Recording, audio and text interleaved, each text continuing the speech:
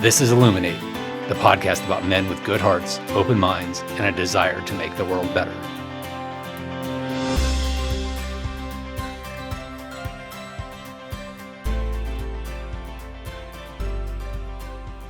Welcome to Illuminate. I'm your host, Chris Tidrick, and I'm here with our guest, Bill Kirst. Bill is an author, poet, podcast host, veteran, and thought leader guiding people through change in tech. Bill authors the LinkedIn newsletter, Leading Change in the Era of AI, posing powerful questions while untangling this generation's most disruptive innovation. Bill has expanded his writing canvas to include publishing on Substack, where he learned about this Illuminate podcast. Welcome, Bill. So glad to have you on the show. Thanks, Chris. I appreciate the invite, and thanks for putting what you put out there on Substack. Substack's been an interesting sort of serendipitous expansion to my own writing, but for that, I wouldn't have found what you're working on. So I appreciate the opportunity to chat with you today. Yeah, really glad we connected. So I want to start with all of our guests. I feel like I learn so much about a person if I understand their underlying motivations. So I want to start with that question. So what's your why? Where do you find purpose, and like what drives you? Yeah, I think it's a question that every person should ask themselves often. What is your why? What is your mission? What is driving you? And for me, it's taken many years to kind of boil it down to what it is very clearly now. And for me, it's empathy at scale. Like that is essentially my why, and how it shows up. I think depends on the arena that I'm in, but I've started to realize that through the work I've done, both professionally and personally, things like the podcast, through my writing, through poetry, there's also a subtext to that empathy at scale, and that is lessening loneliness in the world. And I didn't quite know that. I didn't set out for that direction or that intention, but here we are. And so when you wake up every day focused on those things, it makes it easier to discern and decide what you want to focus on, and where you want to direct your energy. So I think that's, at age 46, it became very clear to me. That's why I'm here. That's why I'm doing what I am doing. That's why I continue to get up every day and take on the day, seize the day. Yeah, it feels like a really noble purpose. And, that idea of empathy kind of being a cure for loneliness, right? When people really hear us, and we feel seen, that creates connection, which is, the antithesis of loneliness. So yeah, that sounds fantastic. Let's jump in and, let's talk about your journey a little bit. Tell me kind of start wherever you want. But I'd Sure. love to hear sort of the high points of where you've gone and how you got here. Yeah. Well, I think to start off, I think I really have to start off with kind of family and heritage, right? Who we are and where we come from. I am one of six children, come from a big Irish Roman Catholic family. I'm the oldest boy. I'm a namesake, so William the Third. And so that sort of sets the scene a little bit for people, and they understand a little bit about that, and probably people can imagine the values that I grew up with. But interestingly enough, I also had the opportunity to grow up around the world. I was actually born in Tehran, Iran in Wow, 1978. Um, History buffs will probably remember that time in Iran was a little tumultuous. There was a revolution going on, just a and little bit. yeah, my father was an accountant, worked for Price Waterhouse at the time, and it was his job that took us overseas. And so my beginnings are unique in the sense that, like, to be born amidst a revolution and to have to flee and evacuate and lose everything, I think that's an interesting part of my origin story. And it's also something that's been with me ever since, because I've never actually returned nor seen the place that I was born in.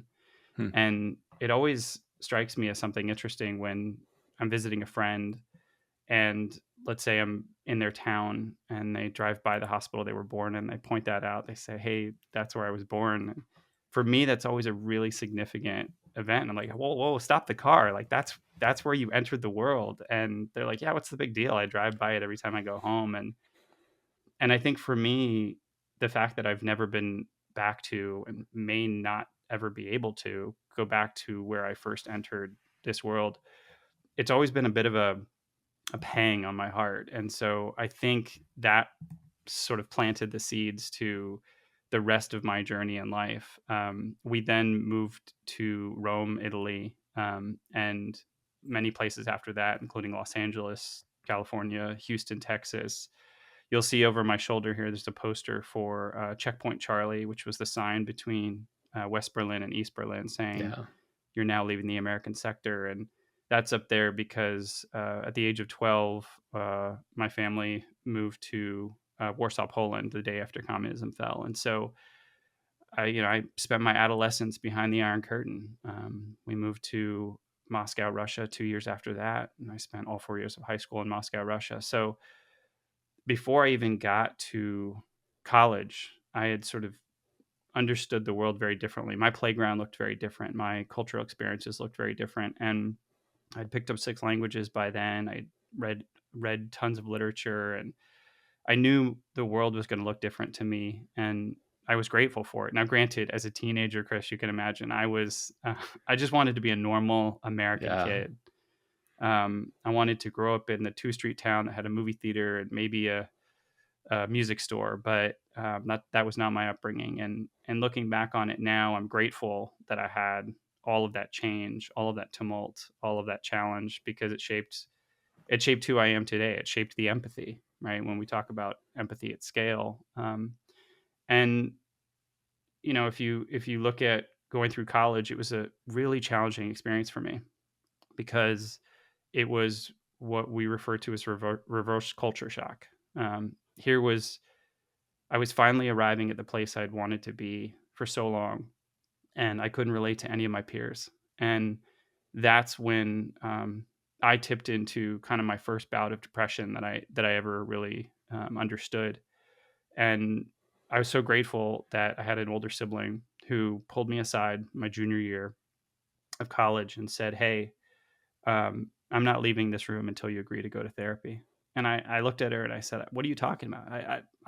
I'm at the top of my game. Like, I'm at Johns Hopkins University. I'm a residential advisor. I'm literally caretaking for 160 freshmen." And she said, "Oh no, I don't doubt any of that. I know you're standing in your gifts, but you're going to burn out because you're taking care of everyone else. You're not taking care of yourself." And she was right. I didn't know how to do anything else. I mean, being one of 6 kids and the oldest boy, you're a caretaker. That's what you are. You're a diplomat. You're a caretaker. I laugh now thinking about all those years on trips to amusement parks or Disneyland or Universal.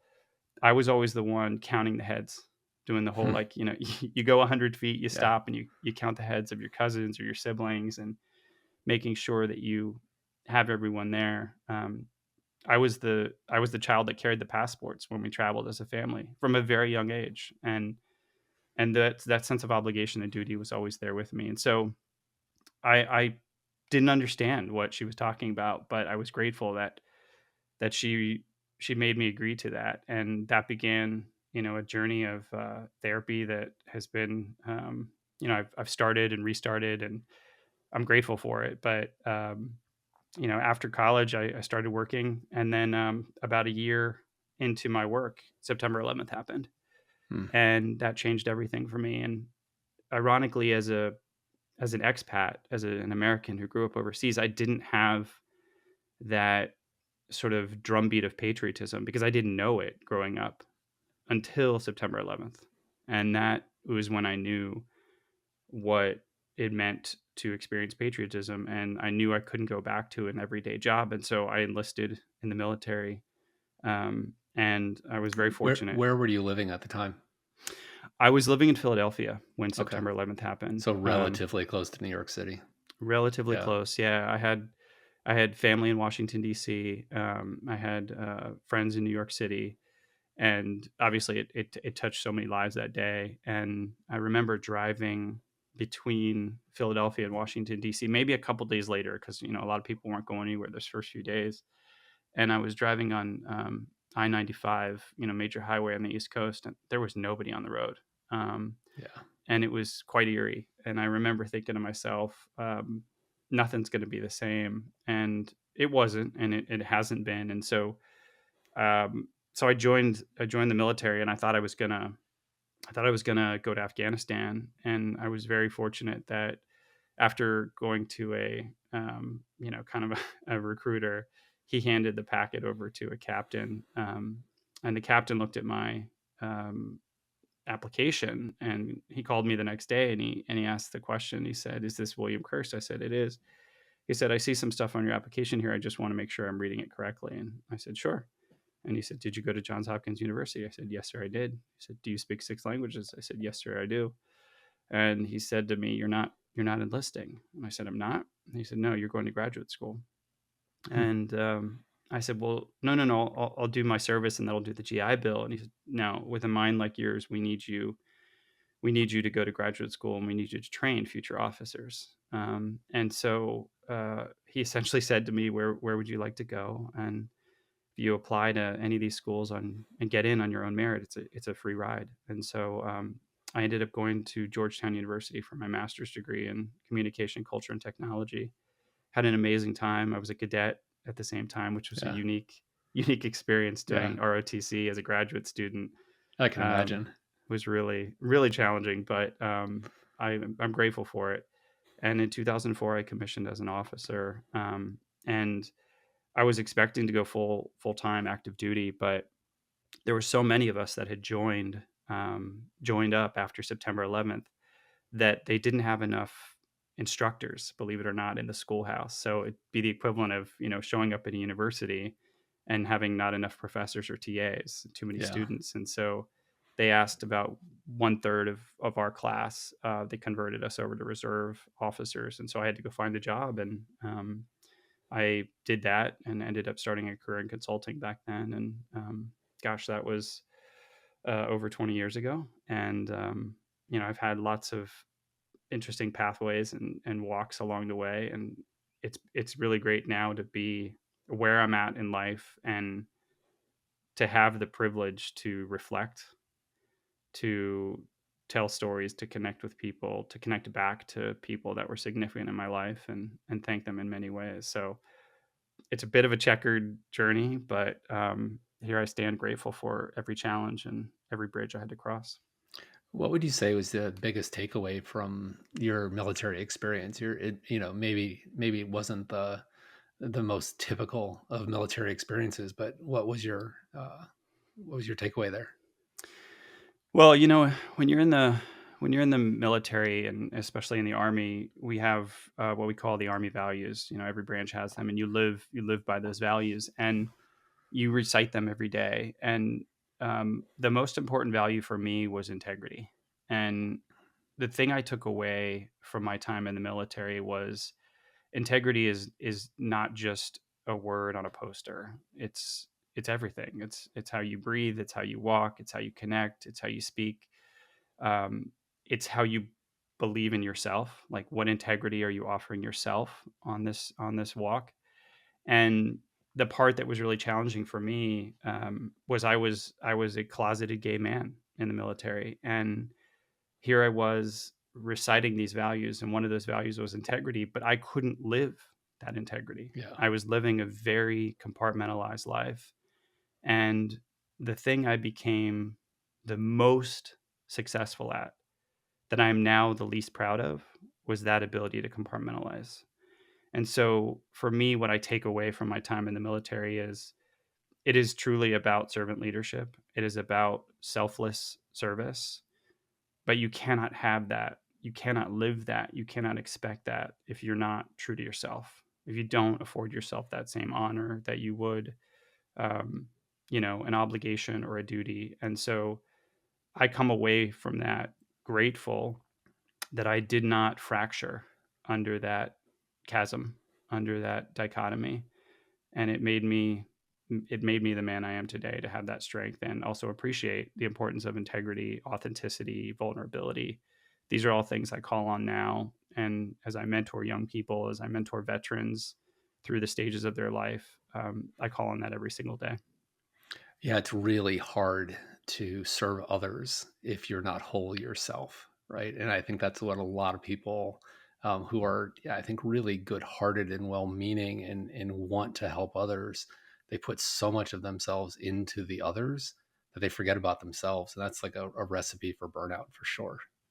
Yeah, and it was my it was my everyday life for a long time. I think over 10 years of my service was still under don't ask, don't tell.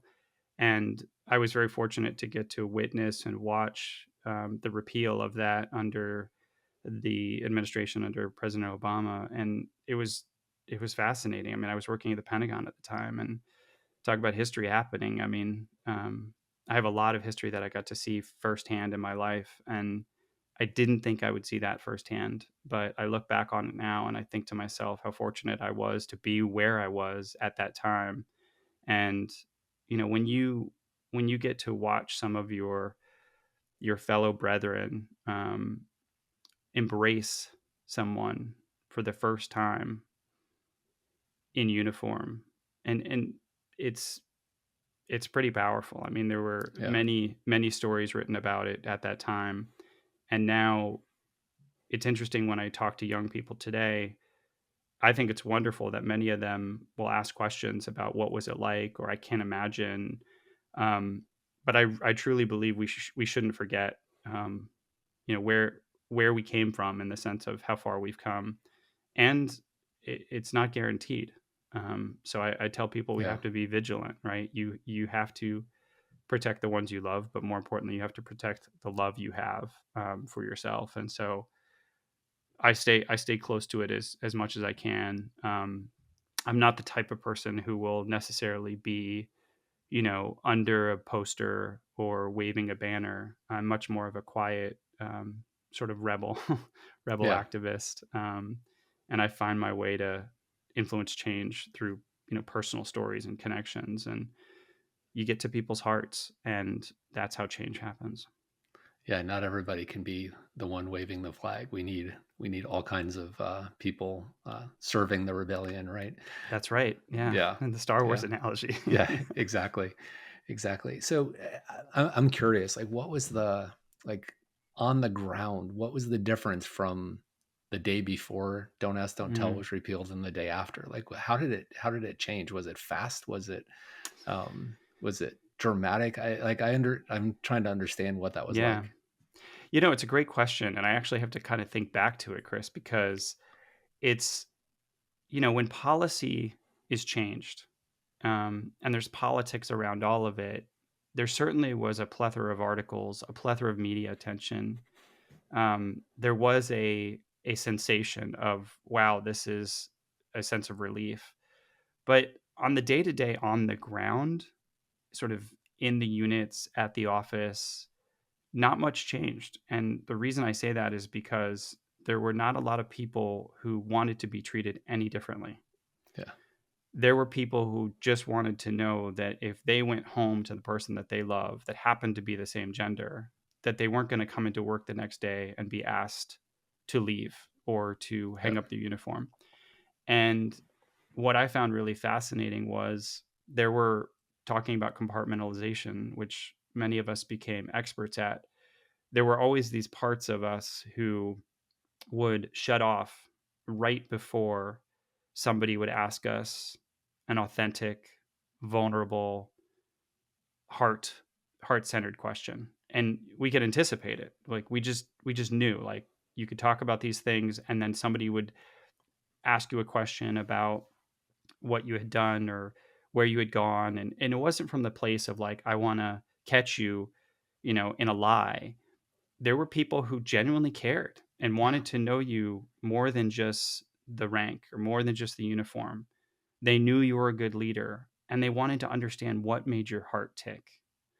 More importantly, they wanted to know who made you the person that you are. And it became really interesting because we would come so close to that line, and then we would shut down. yeah, And I started to see not so much the change in behavior of those of us that identified as LGBTQ, but I started to see a change in behavior of the people who were in our units, and they started asking different questions because they knew that there was an opening, a possibility to actually learn more about the human that was sitting across from them.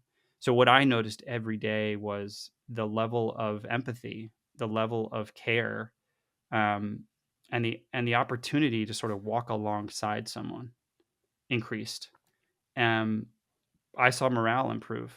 I saw friendships forge. I saw people who normally, let's say you and I were in the unit, and let's say, after a drill on a Sunday, you'd say, "Hey, Bill, let's go grab a beer or go to a barbecue or whatever." I would have one of those moments where I'd have to negotiate in my head. Do I say yes to Chris and then risk the opportunity that a question might come up or I might say the wrong Yeah. thing?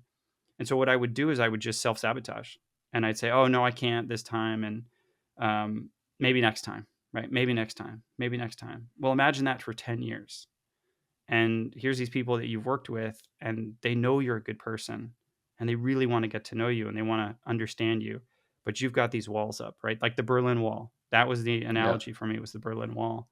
And I started to realize that over time, they just got taller ladders. They were committed. They were Yeah. like, "You can build the wall all you want, It's but a I'm great just gonna put analogy. up a Yeah. taller ladder." Yeah. And I'm grateful they did. Yeah. I can't imagine that there's any organization on earth that where trust is more important than the military. Yeah. And to be able to be yourself is kind of the one of the basis of trust. And so it's thank you for sharing that, because I Yeah. I don't know that I would have necessarily imagined it like having that effect. So yeah, that's fantastic. Yeah. So you talked about that was in 2004, I think you said. Yeah. What where has life taken you since? Like what's the rest of the story? Yeah, I mean, the story has been a patchwork for sure. As I mentioned, when I was a reserve officer, I entered into consulting, and I was living in Washington, D.C. at the time. And I ended up working in sort of the interagency. So think of like civilian military, always as a consultant or private contractor at the time. But it took me into some amazing places. I got to support the Department of Justice, the Department of Education, Veterans Affairs, and I was doing these year to 2 year engagements, if you will, to support parts of the government. And it was fascinating to do that because I was a private citizen in that capacity. And then on the weekends and parts of the summer, I would put on the uniform. And so I had a really fascinating lesson, if you will, curriculum, and understanding what our tax dollars go to, because I was able to see it from the inside, right, at these large programs and these institutions and civilian and military.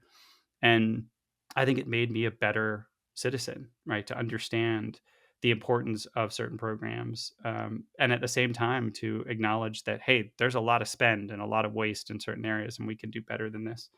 And so I did that probably for about a decade, and I found myself wanting more, and I found myself called to one of the pillars of sort of magnetism for me has always been universities. Obviously, you can relate.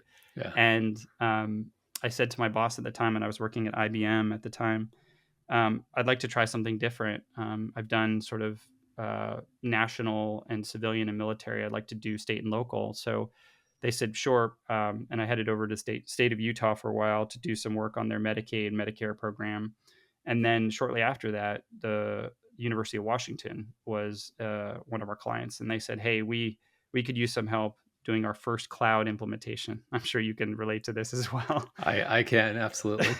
Yeah. um, and they were implementing Workday, coming off a 35-year-old payroll system, and so they needed help with that. So I was the lead change manager, if you will, and helped them make their first jump to a cloud implementation. And University of Washington loved my work so much that they said, "Hey, we'd love to one get you off the road," because I was flying back and forth between Washington D.C. and Seattle every week for about a year and a half. Wow, that's a haul. It was a haul. Yeah. And they said, "We'd love to get you off the road, and we'd love to have you here." And so the president of the university at the time, Michael Young, was very pro business and said, "Hey, let's hire a lot of these people and bring them on staff." So I ended up working for the University of Washington. That moved me out here to the Pacific Northwest about 10 years ago, and I was at UW for about a year, And as you know how things go at universities, Michael Young actually ended up taking the presidency at Texas A&M. And so there was the provost became the president. And unfortunately, all the people that were brought in that were from business, the provost was very academic and said, we don't need business people. And so in one fell swoop, basically all the people that Mike Young brought in, Hmm. she said goodbye to, including me. Yeah, So I stepped, the winds of yeah, change can be the very winds, strong in higher ed. Yeah, yeah, the winds of change for sure. And yeah, it was a wonderful experience for me because um, that was when I realized again sort of the ebbs and flows of depression, right? That was the first time I'd ever been laid off from a job, and I spiraled. I spiraled into a pretty deep depression, high anxiety, and I looking back on it now, I was grateful for that whole window and opportunity because it allowed me to stop and understand the resources I needed. And that's how I discovered meditation and mindfulness. I was up one night, just my mind was racing, and I just typed in every thought in my mind at that time into a Google search bar. And we didn't have Chat GPT then, so what came back up was an app for meditation. And I said, I've never done meditation before. I don't think I can do it. My mind is racing all the time. And I was grateful for it because that began a journey, which I now look back and say saved my life in terms of meditation and mindfulness.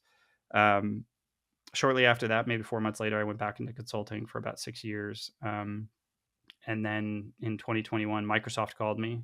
They had actually heard my podcast, said, hmm, "Hey, we we heard your podcast. We love what you do. Can you do what you do for us?" And in terms of storytelling, in terms of yeah. guiding people through change, and I said, "Sure." So they brought me on to do some storytelling, some customer zero, what they call, which is them using their own products through transformation. And I thought I had landed, Chris. I was like, this is it, right? The golden ticket. I got the I got the golden ticket working at the big tech company. And about a year and a half later, they laid off 10,000 people in one day. And so I then faced my second layoff, and a whole bout of grief. The river of grief came back up, and I ended up revisiting essentially many journals and diaries that I'd written over the years. And I found myself going back to my own words in this moment of trying grief essentially. And I looked down one day after tearing all these pages out of journals and diaries from going all the way back to my teenage years in some cases, and not a square inch of my office was visible. It was all covered in paper. Hmm. And I said, It's well, quite the visual. yeah, it was really Yeah. really powerful. And I said, well, if I'm standing here on my own words, this many words, and it's giving me this much strength, I imagine it might for someone else. So I picked up every piece of paper, headed to my favorite cafe nearby, and just typed until there was nothing else to type. And I realized I think this might be a book. Hmm. And that's what became my first published book, which is a poetry collection. And the day that I published that, wow, I mean, it's a really powerful feeling. That's gotta feel amazing. Yeah, when you put Yeah. that out there, I'd never felt so light in my life, and also vulnerable and also strong. It's hard to put into words, but to watch that find its way in the world, to have veterans reach out to me, people take pictures of it in cities I've never been in and send it to me, and thank me essentially for this. It's been really cathartic, really healing, and it told me to keep going. And so yeah, that was in 2023, the summer of 2023. I published that book, and about a day later, I started my current job, working at Adobe. So yeah, that takes me to kind of where I'm at today. And you know, the minute you think you've figured out the path, life will change. And I think it's a testament to the ability to pivot, but more importantly, the ability to be kind to yourself in moments like that, when whether it's a layoff or a loss of a loved one, to take time and reflect and just feel into whatever you're feeling. It's not something that we are given permission to do a lot. And I had to kind of declare it for myself. And ironically, it was my own words written over years that ended up being that declaration.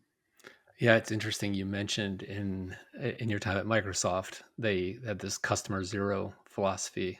Mm. You sort of did a customer zero with yourself, right? I hadn't thought about it that way, but Yeah, that's a great way to think about it. Yeah, yeah. And that just that brought you, you realized that all of this stuff that you had written down was the thing that you needed, and that's then right. other people needed it. And I can't even imagine what that's like putting in poetry.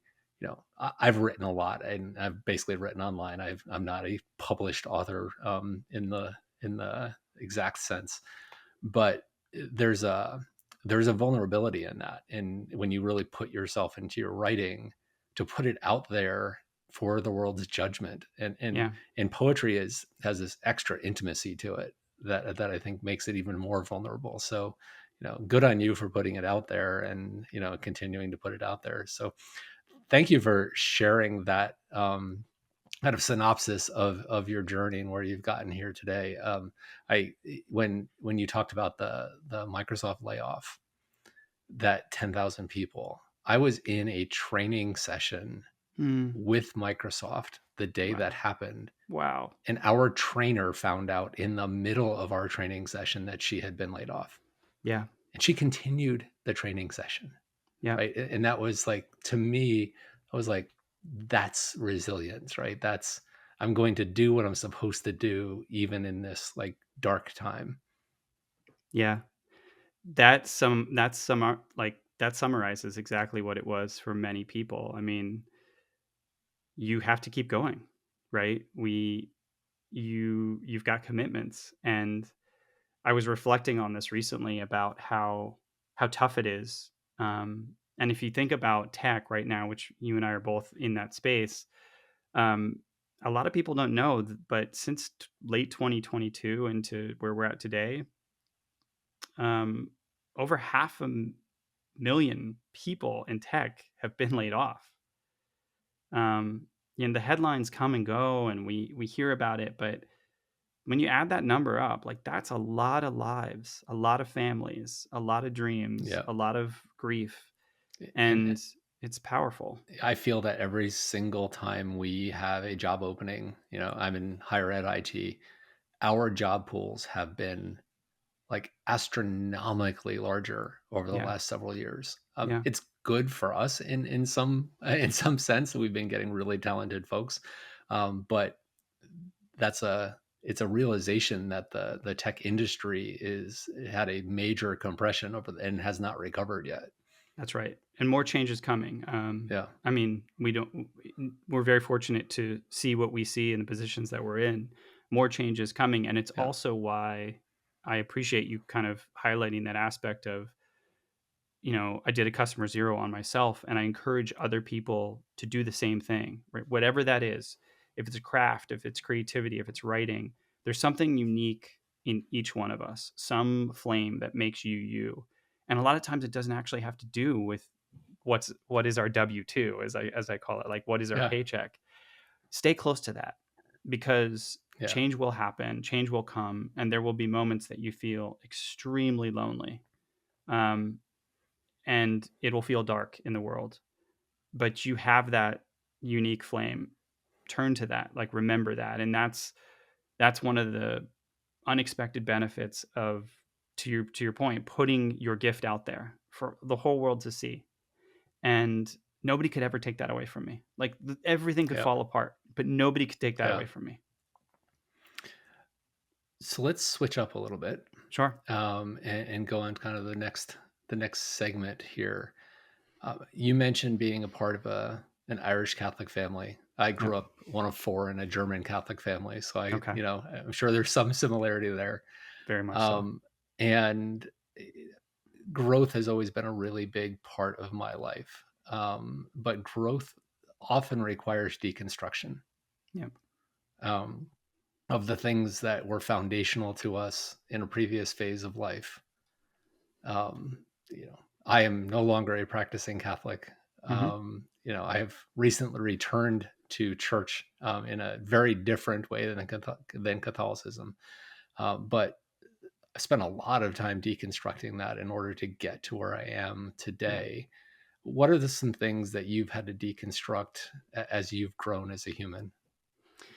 Very similarly, Chris. You know, I had to deconstruct my identity um, as a as an Irish Catholic, but also German. I mean, that's where the name Kirst comes from. Yeah. So it's German, half German on my dad's side. So the German Irish. I used to tell people, I'm Irish enough to know how to have a good time, and I'm German enough to know when to stop.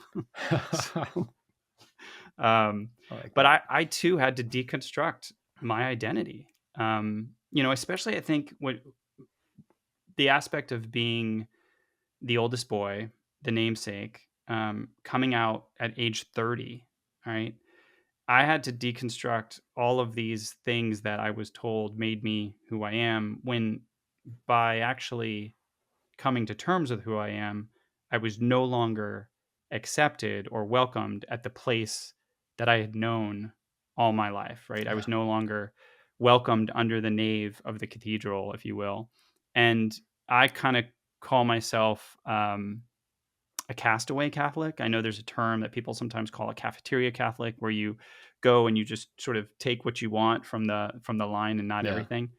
Mine is more of a castaway Catholic, and that is the sense that um, I was on an island, and occasionally, people would go by that island and say, "Hey, there's somebody there that needs help," and yeah, I did. But the question always became, are they willing to, get off their ship and meet me or throw me a line? And I had to deconstruct the belief that my worthiness was solely tied to this validation or this sanctioned life. And oftentimes that was rooted in this sense of, before I can be good, I have to have done something bad, meaning Yeah. goodness really only comes first from a place of shame, right?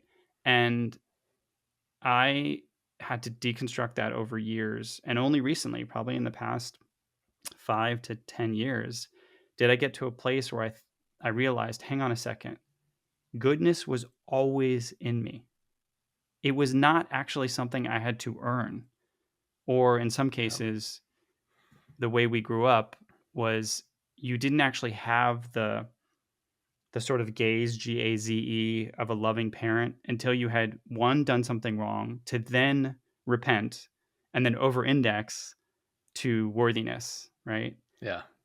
I deconstructed that whole thing, and now I feel it is a bit of a rebellious act, but I feel like my worth and my value stands in something that is so distinct and uniquely um, untouchable, and nobody can cast judgment on it. And if they want to, go ahead, but it doesn't alter me. It doesn't change who I am. And for me, it's all about compassion. It's all about authenticity, and it's all about vulnerability. And if that scares somebody, good. Yep. Yeah. I think we've gotten to this place, and I think a lot of it has to do with that kind of working from a place of shame makes us Yep. so strive for being good that we become self-righteous in it. Yep. And that's where like so much of the judgment in today's world comes from, Yep. is that striving to prove yourself as worthy. Yeah. Yeah. So what are the personal development things that you're working on right now? Oh gosh. I feel like I'm always a project in personal development. I'm writing constantly, constantly. Like, I was thinking the other day, I probably have like 3 books going at the moment that I'm writing. Probably I'm writing lyrics and melodies. I've got a keyboard behind me, and I've started putting some of the melodies that are in my head to notes. Um, there's this line from the award-winning musical Hamilton, which I'm sure you and many people have seen, and it's where Alexander Hamilton's wife Eliza sort of pleads with him, right? And she's always asked, "Why do you write like you're running out of time?" right? Mm. There's this great line, Yep. why do you write like you're running out of time? And when I heard that line, I was like, that's me. That's it. Like, that's literally, my mind is always working. And in small ways, my heart is always breaking.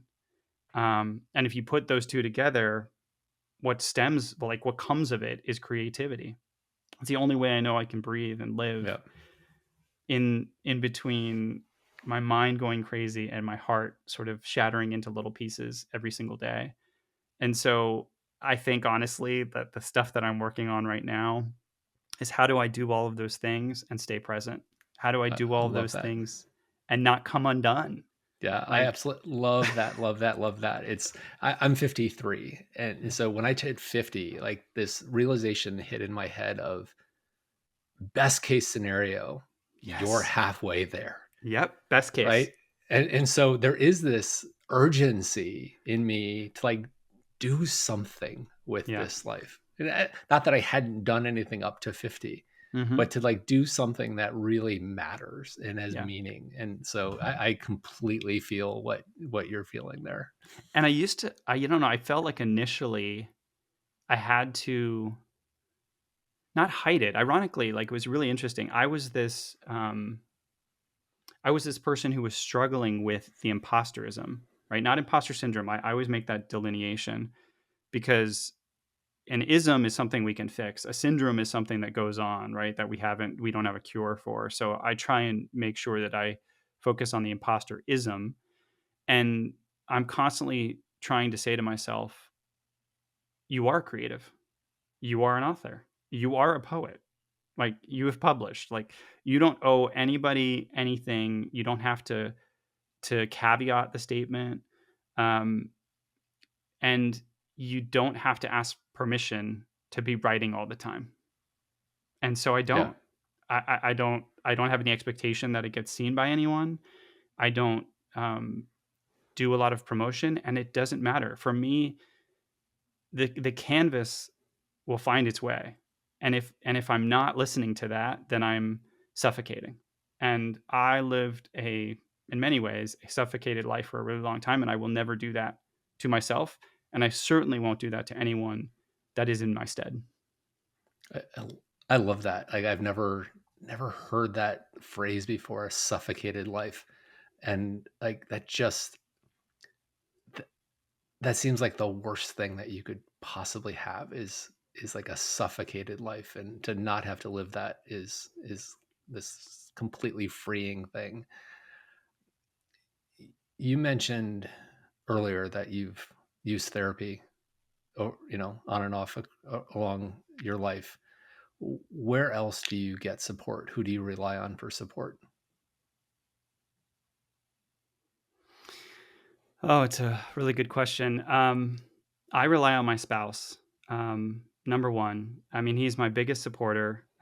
We just celebrated 8 years of marriage, but we've been together Congratulations. 20 years. Yeah, it's amazing. Thank you. Um, and, I think family as well, right? We both come from relatively large families, and a close knit family and friends. I mean, they're the people that ground me. They're the people that, in certain occasions, they hold the space for me to share openly, and honestly. They provide me encouragement, but they also provide a critical voice, right? To say, hey, remember who you are, and also, don't go too far beyond, the boundaries that I set, right? I mean, sometimes we need these wonderful people around us to remind us, hey, this was a boundary for you before.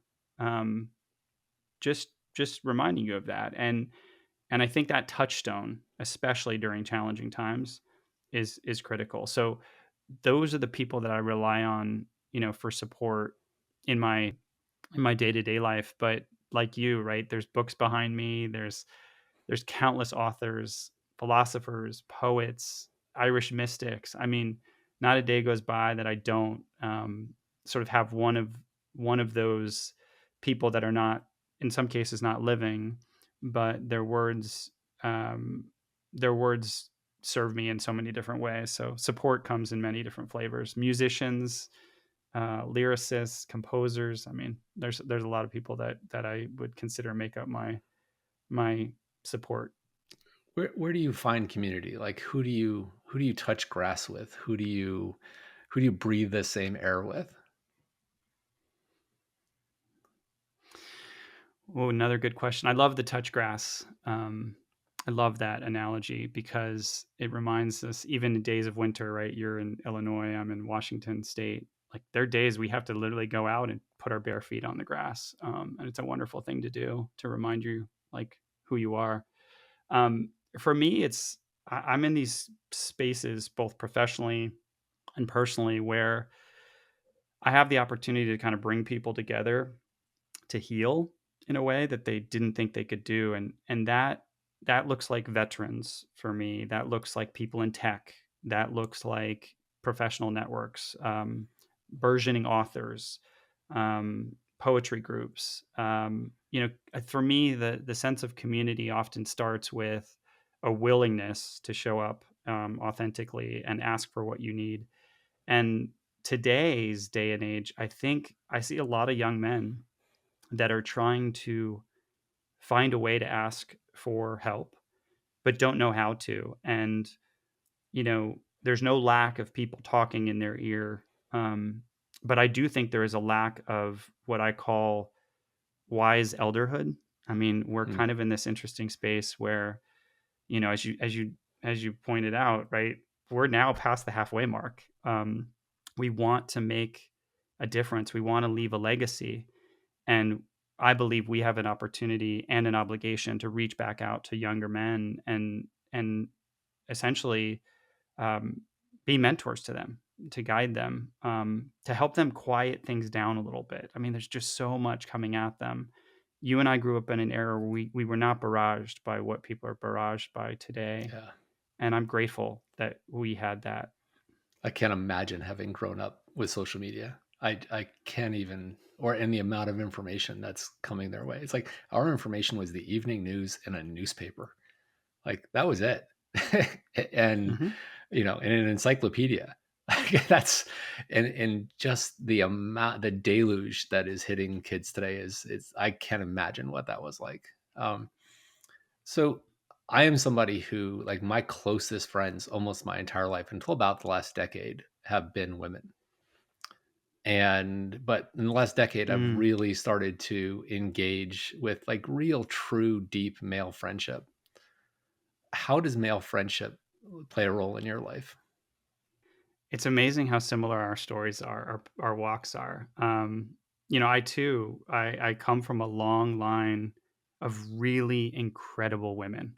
My mom was the oldest of 10 kids, eight girls and two boys. And, I think back to those times when I needed support or I needed encouragement. And oftentimes, interestingly enough, Chris, I would go to the aunts, right? I would go to the aunts or even my grandmother, who was just such a strong, strong person. And they reminded me of my core values and principles. Now, I'm not saying the uncles weren't there. In many cases, the uncle in laws were, but I didn't have access to them. And and now what's really interesting is, like you said, the past probably 5, 7, 10 years, I have I have tapped into the importance of camaraderie, male companionship. I had this in the military, but what's interesting, as you pointed out, I couldn't really have it to the degree that I wanted it in the military because I was walls up. I was completely shut off. And so when I think about the importance of men's work, um, men's groups, and for me, that it really popped up during the pandemic when we were all online, and we felt it was a little safer in some ways to join a Zoom with a bunch of guys Yeah. and a book and talk about our feelings because we'd say, "Oh, well, we'll never meet each other, and this is all gonna this is all gonna blow over in a couple years anyway. So I can spill my guts and nobody will hold me to it."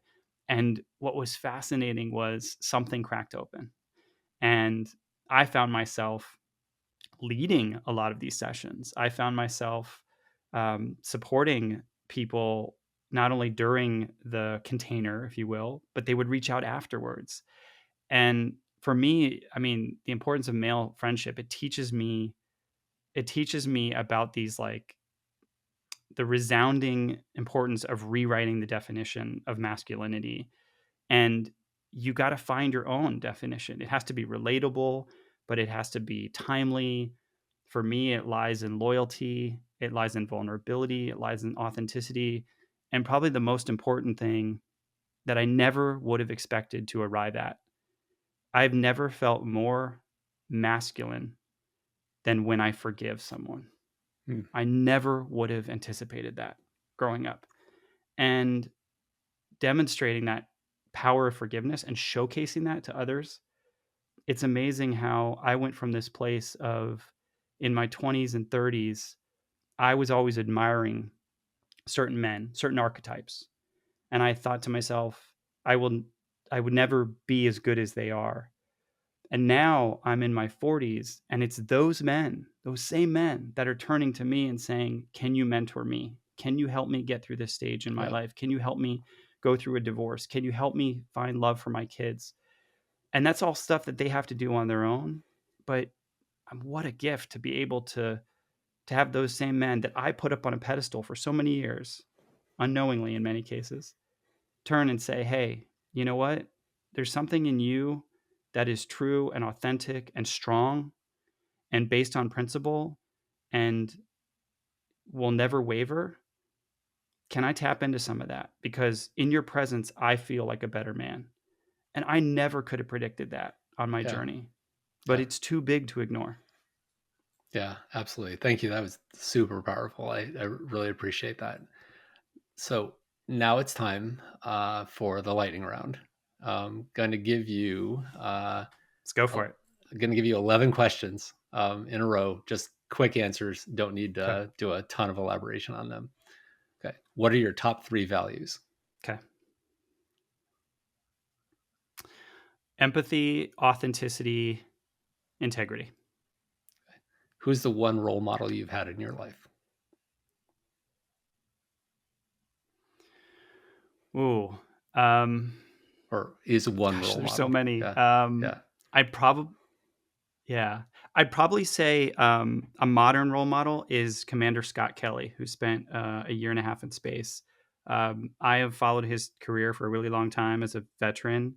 I've really admired who he has been, what he's seen, what he's done. More importantly, when he returned to Earth, how he shared his story about how he changed and how he continues to change and do amazing things. I had the opportunity to interview him on my podcast years ago, and it was an amazing opportunity to meet a hero. And it was, yeah, it just reminded me of all the core tenets of men like that I admire. Awesome. Who do you hope you're a role model for?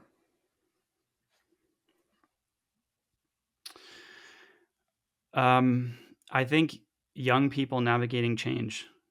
There's no lack of it for them. I want to be able to show them what's possible and how to lead with compassion and just sort of navigate the waters. I want to be a lighthouse. That's the analogy I would give. Is everyone needs a lighthouse in a storm, and we're in some pretty big waves right now. So if I could be a lighthouse to young people going through change, as well as even people going through later stages of life, veterans, those going through career change, that's who I hope to be a role model or mentor for.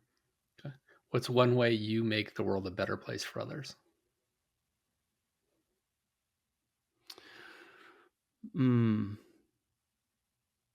Writing from my heart, writing like no one will read it and I don't care. Writing for legacy, working on things that I know may not be heard now, but will be heard in generations to come. What's the hardest thing about being you in today's world? Balance, a fast paced digital world, um, and the need for deep human connection. If we could have done this in person, it would have been great.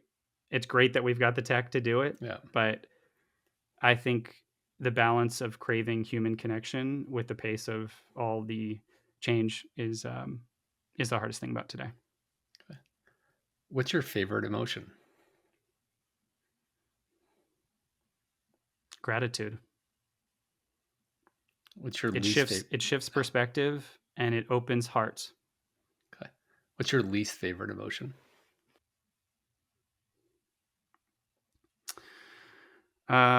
Regret, because it feels like I can't breathe, and it feels like I'm stuck back to that suffocating. What brings you the most joy in life?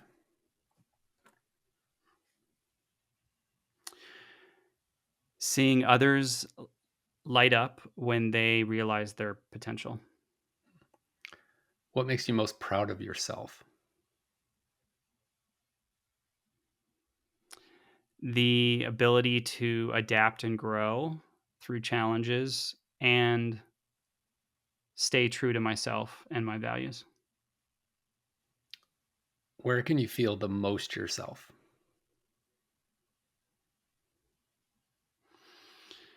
In moments of deep connection and vulnerability, also in nature, by a body of water. Okay, excellent. All right, one last question, and this gives you a chance to leave us with a final thought. What's the one thing that you hope people take away from this conversation?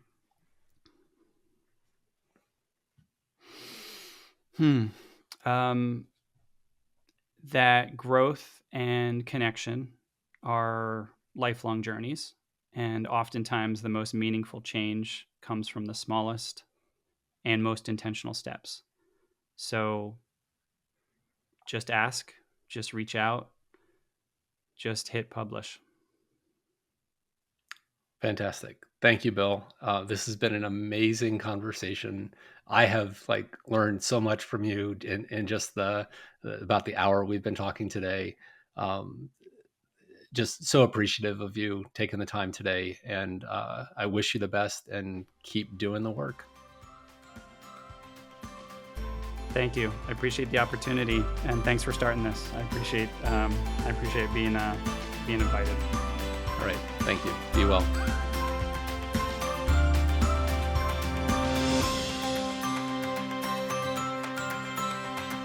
You can learn more about Illuminate at illuminate.substack.com. We are also streaming on Apple, Spotify, Amazon, and YouTube. Thanks for listening and watching, and we'll see you at the next episode of Illuminate.